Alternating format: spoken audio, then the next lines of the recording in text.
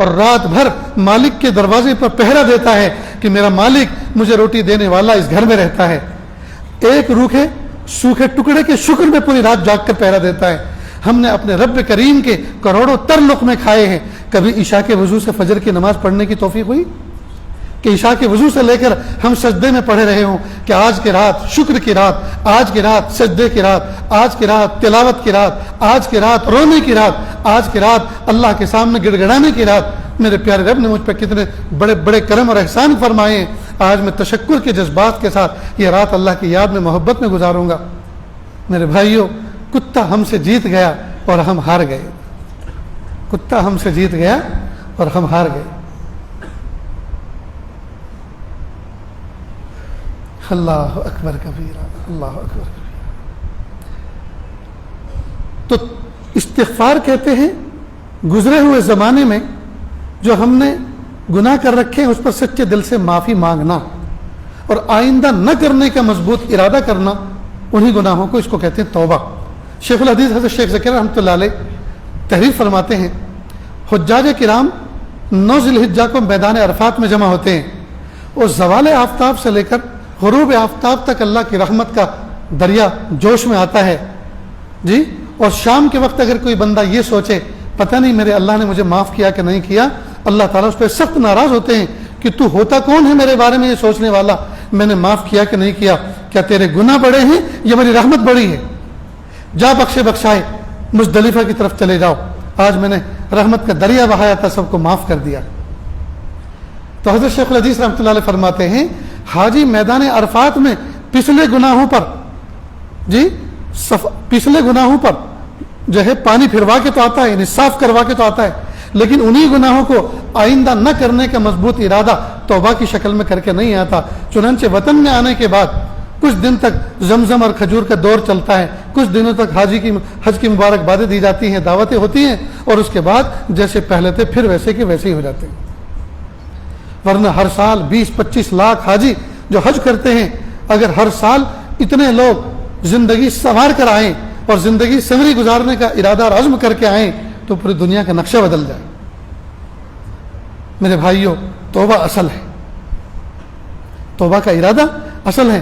ہمیں چاہیے کہ ہم اللہ تعالیٰ سے مضبوط پکا اس بات کا ارادہ کریں میرے پیارے اللہ ماضی میں جو گناہ کیے ہیں آئندہ ان کو نہیں دہرانا, آئندہ ان کو نہیں دہرائیں گے. میرے پیارے اللہ بس بہت ہو گیا, اللہ آپ ہمیں معاف کر دیجئے اور آپ ہمیں ہمت و قوت دے دیجئے کہ ہم ان گلیوں کی طرف, ان راستوں کی طرف مڑ کے نہ دیکھیں جن میں ہم نے گناہ کیے ہیں, منہ کالے کیے ہیں. اتنی بات سمجھ گئے دوستو؟ ایک بات اور سمجھیں, اگر ہم اتنے گناہ کریں اتنے گناہ کریں اتنے گناہ کریں, نیچے زمین سے ٹکرا جائیں اور اوپر آسمان کی چھت سے ٹکرا جائیں, پھر بھی یہ گناہ محدود ہیں, لمیٹیڈ ہیں. اوپر آسمان نیچے زمین, لمیٹیڈ گناہ محدود ہیں, 2 حدوں کے درمیان میں محدود ہو گئے. اللہ کی رحمت ان لمیٹیڈ ہے, ہمارے گناہ لمیٹیڈ ہیں, ہمارے گناہ محدود ہیں. اللہ کی رحمت ان لمیٹیڈ ہے, اللہ کی رحمت لامحدود ہے. تو محدود کا لامحدود چیز سے کیا مقابلہ؟ اس لیے مایوس تو کبھی نہیں ہونا چاہیے.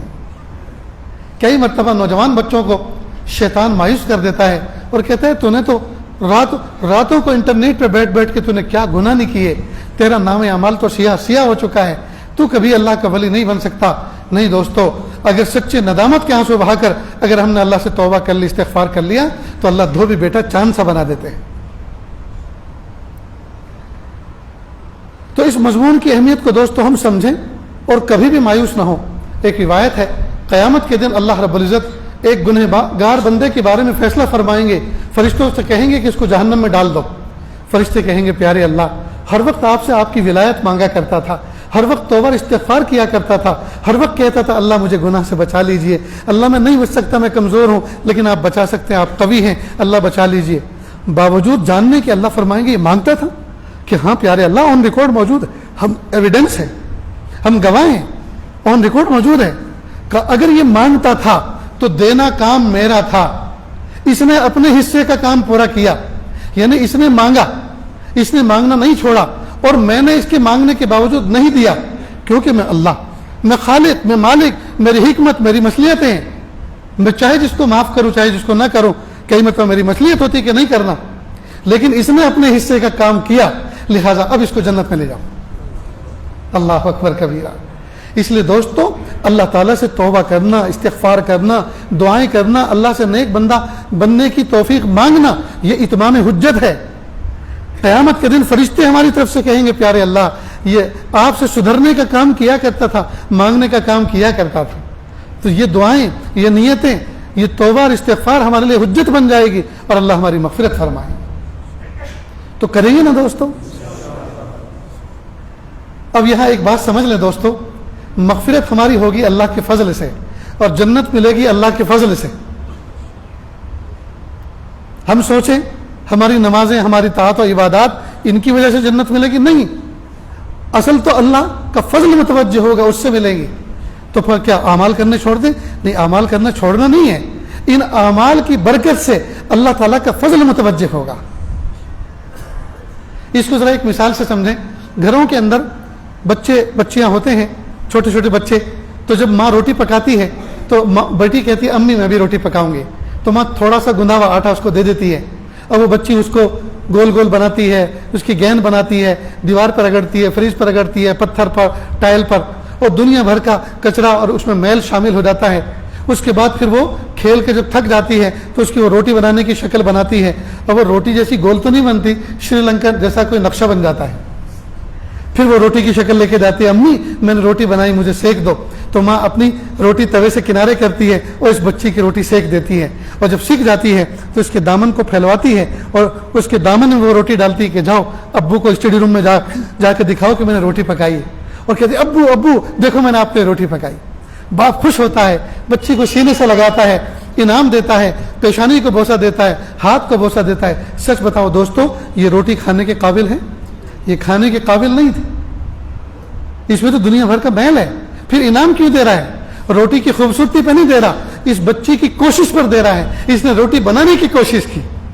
खुदा की कसम, मेरे और आपके आमाल उस बच्ची की रोटी से भी गए गुजरे हैं, इनका कुछ आने वाला नहीं है। लेकिन चूंकि हमने कोशिश की, नफ्स और शैतान को धक्का दिया, अल्लाह के सामने जाके अपने आप को पेश किया, बस इस कोशिश पर अल्लाह खुश हो जाएंगे और अल्लाह का फजल मुतवज्जह होगा। तो दोस्तों, अल्लाह ताला से दुआ है, अल्लाह ताला कहने सुनने से ज़्यादा अमल की तौफीक अता फरमाए, हमें तौबा ताइब होने की तौफीक अता फरमाए, रोज़ाना ज़िक्र अस्कार के साथ, तिलावत के साथ, नमाज़ों के एहतमाम के साथ, हुस्न अखलाक के साथ एक बेहतरीन शहरी बनकर बड़ों के इकराम के साथ, छोटों पर शफ़क़त के साथ ज़िंदगी गुजारने की अल्लाह हमें तौफीक अता फरमाए। व आखिर दावाना अनिल हम्दुलिल्लाहि रब्बिल आलमीन।